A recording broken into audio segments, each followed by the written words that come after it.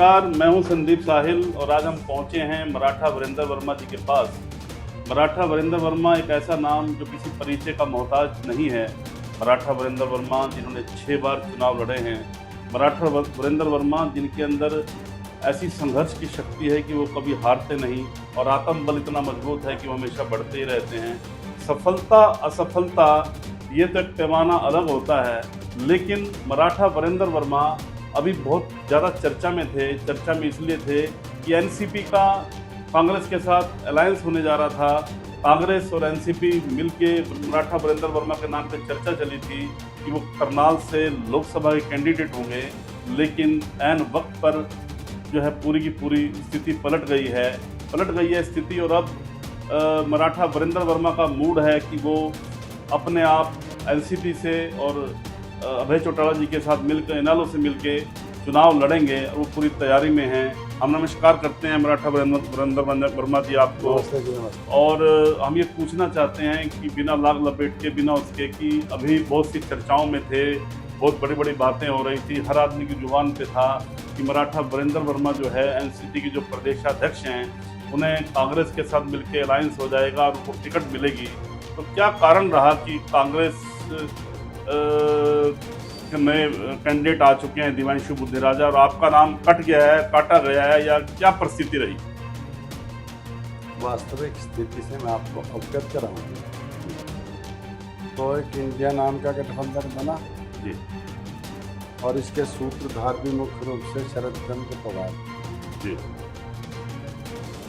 और राष्ट्रवादी कांग्रेस पार्टी इसका एक अहम हिस्सा थी जी, और इसमें एक सिद्धांत तय हुआ जी, कि जिस पार्टी का जिस राज्य में वर्चस्व है जी, वहाँ ये लीड रोल के रूप में काम करेगी जी, और किसको कौन सी सीट देनी है वहाँ इसका निर्णय चलेगा।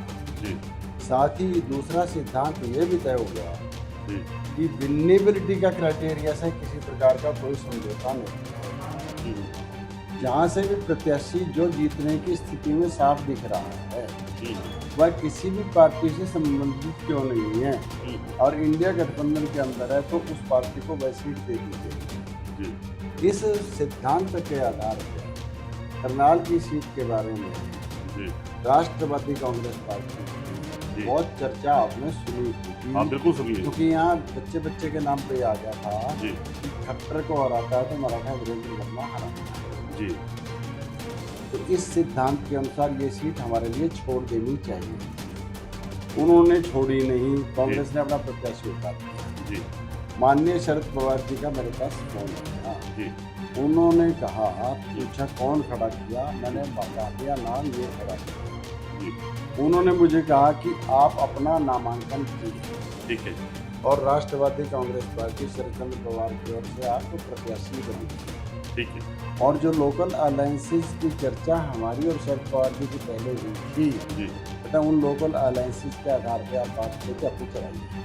ठीक है। उस सिलसिले में हमारी अभय चौटाला जी से बातें तो पहले भी हुई हैं और उन्होंने अपनी समर्थन की घोषणाएं भी की हुई हैं। मेरी रात उनसे बात हुई और उन्होंने कहा कि हम लंबा चलेंगे और हमारा ये समर्थन वगैरह की बात नहीं है, हमारा दोनों का ये अलायंस है। तो मान के चले कि दोनों एक दूसरे के लिए पूरे तय दिल से काम करेंगे।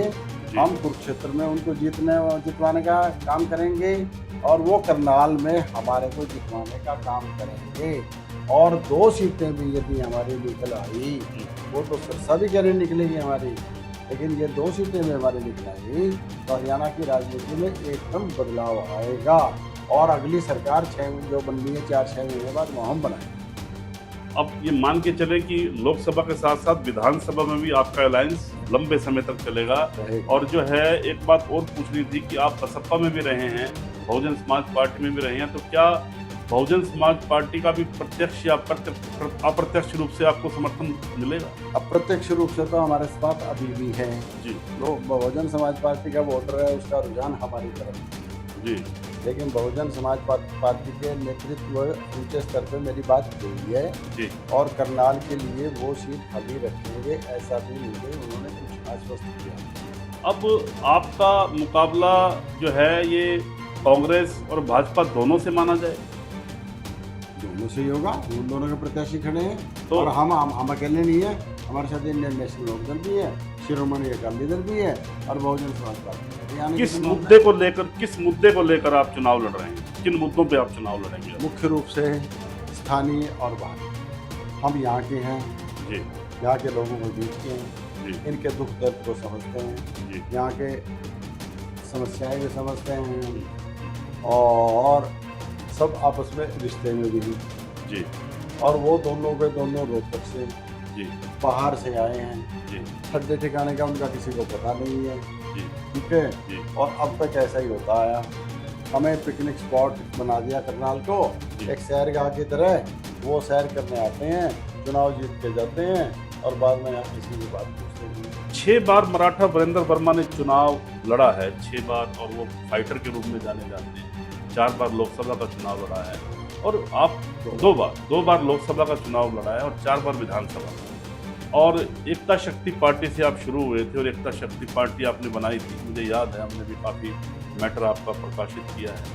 तो आपने पार्टी भी बनाई, 6 बार आपने, ठीक है, सफलता जीवन का एक बड़ा अलग पैमाना होता है। सफलता से आप ही क्या करते हैं कि सफलता से आदमी का ना मनोबल बढ़ता है, वो ठीक है। लेकिन अब जब आप इस सांचे पे खड़े हैं, इस एंगल पे खड़े हैं और जब आप पूरी उम्मीद लगाए हुए थे कि कांग्रेस से आपका अलायंस हो जाएगा और अब आपने नई रणनीति बना ली है, अब किस तारीख को आप नामांकन भर रहे हैं?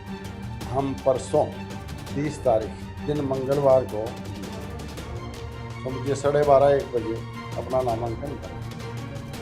उस नामांकन के समय में माननीय अभय सिंह जी चौटाला वह भी हमारा नामांकन भरवाने आए, वर्करों का, कार्यकर्ताओं का उत्साह भी बढ़ाने आए। एक औपचारिक घोषणा भी उस दिन करनी है, ये है कि भाई हमारा और इनका अलायंस है और दोनों एक दूसरे के इंटरेस्ट का वाच करेंगे और आगे बढ़ेंगे। मतलब 30 तारीख को विधिवत रूप से घोषणा हो जाएगी कि इनेलो का और आपका जो है अलायंस है और वो लंबा चलेगा। अब मैं आपसे एक और सवाल पूछता हूँ कि अब आपकी रणनीति क्या रहेगी? जैसे रणनीति क्या है आपकी? ठीक है, आपने स्थानीय और बाहरी का मुद्दा बताया। रणनीति, ये जो आपके जो वर्कर हैं, आपके जो साथी हैं, आप इंटरनल रूप से जड़ों से जुड़े हुए लोग हैं, आप जो है कई बार चुनाव लड़ चुके हैं, आपको इस बात की जानकारी है कि किस तरह से लोगों को मोटिवेट किया जाता है। अब आपकी रणनीति किस तरह से रहेगी और किस स्ट्रेटजी पे आप काम करेंगे, खासतौर पर लोगों को जोड़ने के लिए, सारी बिरादरियों को जोड़ने के लिए? लोग तो इतनी बार चुनाव जो हमने लड़ लिया, आप ही कह रहे हो जी, लोग तो हमारे साथ जुड़े हुए हैं जी, लोगों को हमारे बारे में सारा पता भी है, जी, ठीक है ना। जी, अब तो ये है कि जो पॉजिटिव वोट हमारे साथ है, जी, इसकी संख्या 4 से 5 लाख के बीच में है। जी, अब बाकी का वोट जो है, अब वो कुछ मनोहर लाल खट्टर के जो उनके साथ जुड़े हुए काडर के आदमी हैं, उनके साथ है वो वोट। जी, और ऐसे ही कांग्रेस का वोट कांग्रेस के प्रत्याशी के साथ, जी, ठीक है ना। जी, कांग्रेस के प्रत्याशी से आज के दिन भी हम काफ़ी आगे हैं। मनोहर लाल खट्टर क्योंकि मुख्यमंत्री रहे हुए हैं, अभी वह थोड़े से भारी दिखाई देते हैं, लेकिन उनको लोग पसंद नहीं करते। अब जो लोग उनको पसंद नहीं करते और हम उनको ठीक लगे तो वो वोट हमारी तरफ आएगा, क्योंकि फाइट हम दे रहे हैं। और जो उनको पसंद करेंगे वह उनकी तरफ चले जाएंगे। लेकिन मेरा ऐसा मानना है कि ज़्यादातर लोग उनको आज के दिन पसंद नहीं कर रहे। हमें भी पहले वोट देने का मन बना रहे थे जब हम इंडिया गठबंधन में थे, और 1 सप्ताह के अंदर अंदर ही उनका दोबारा से मन फिर हमारी तरफ बन जाएगा, वो हमें वोट देंगे। और मैं इतना आश्वस्त हूँ, जीत तो हमारी होगी होगी, अंतर भी जीत का बड़ा भारी रहेगा। और हो सकता है इतना भी हो जाए कि भारतवर्ष में एक रिकॉर्ड बने कि इतने भारी अंतर से ये सीट कि ये मराठा वीरेंद्र वर्मा ने जीती है। और किन को हरा के जीती है? जो अभी निकट भविष्य में तक मुख्यमंत्री हरियाणा के रहे। बहुत बड़ी बात मराठा वीरेंद्र वर्मा ने बोली है कि वो न केवल जीतेंगे बल्कि वो इतने बड़े मतांतर से जीतेंगे कि उस जीत का अंतर इतना बड़ा होगा जिसे देश का इतिहास देखेगा। बहुत आश्वस्त हैं मराठा वीरेंद्र वर्मा जिन्होंने 6 बार चुनाव लड़ा है। मराठा वीरेंद्र वर्मा जो संघर्ष की प्रतिमूर्ति कहे जाते हैं, मराठा वीरेंद्र वर्मा, जो ये जानते हैं, जो पहले HCS से IAS अधिकारी बने, जिनको ये पता है, जिन्हें प्रशासन का भी पता है, काम का भी पता है और जीवन के हर पहलू को बड़ा बारीक समझते हैं। हमने बात की मराठा वीरेंद्र वर्मा से, उन्होंने कहा कि स्थानीय और बाहरी का मुद्दा होगा। उन्होंने कहा कि हम अभय चौटाला के साथ तो हैं ही, इनेलो के साथ, और इस सीट से उन्हें सत्ता का भी समर्थन मिल जाएगा, उम्मीद है इस बात की, और बात चल रही है उनकी। आपका सहयोग भी चाहिए। सभी मीडिया वालों का भी सहयोग वो कह रहे हैं, हम सब तो साथ हैं ही। मैं ये कहने जा रहा था कि मराठा वीरेंद्र वर्मा जो जाना पहचाना चेहरा है, वो किस स्ट्रेटजी के साथ जाएंगे, तो उन्होंने कहा कि जनता की स्ट्रेटजी के साथ हम जाएंगे। जनता को हम जानते हैं, जनता हमें जानती है, हम स्थानीय लोग हैं। हमने उनसे बात की, कोई विशेष मन की बात, कोई विशेष संदेश जो आप देना चाहें पब्लिक के नाम, ये हम चाहते हैं कि कोई बात आप पब्लिक को कहें। मैं पब्लिक को एक बात कहूँगा कि मैं आपके बीच का आदमी हूँ, इसी धरती में पला बड़ा हूँ। आप सब मुझे जानते हैं और मैं भी आप सबको जानता हूँ। किसी का मैं चाचा हूँ, किसी का मैं ताऊ हूँ, किसी का मैं नाना हूँ और किसी का मैं दादा हूँ, किसी का मैं मामा हूँ और किसी का मैं फूफा हूँ। सारे हम रिश्तेदार हैं, ठीक है।